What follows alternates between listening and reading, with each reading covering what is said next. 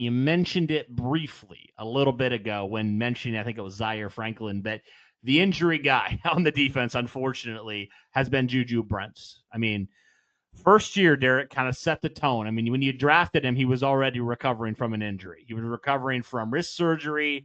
And it seems like ever since he was drafted, it's been one injury after another. It's been something going on, whether it's the wrist, whether it's, something else. There's just so many things that it feels like he's just dealt with in his first 2 years. And even when he came back at the end of the year, he got injured again. So it's like, man, there's just a lot of untapped potential there with JuJu Brents because he has not been on the field. And unfortunately, Derek, I feel like that's been a trend with a lot of the Colts' recent draft picks that they've taken high, especially in 2023.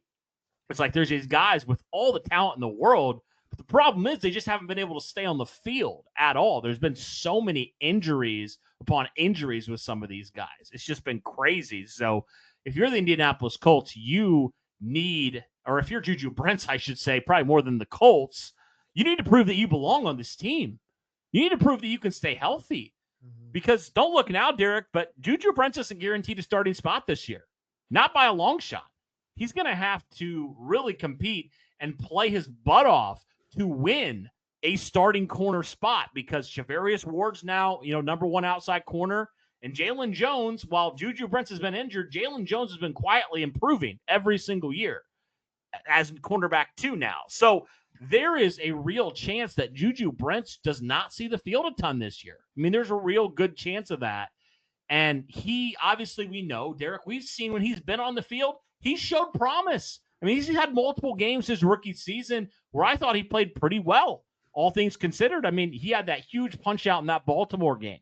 He had some big moments in, certain games in 2023 where you're like, okay, like we can work with this kid. Like he can be a potential really good corner for us.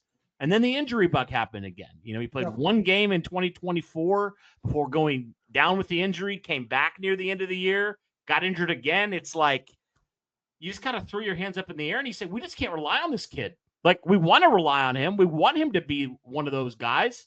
But the reality is he's been made out of glass the first 2 years of his career. So hopefully now, year 3, with, less pressure on him to be that number one outside corner, he's going to have a chance here to compete, Derek, but he's got a lot to prove here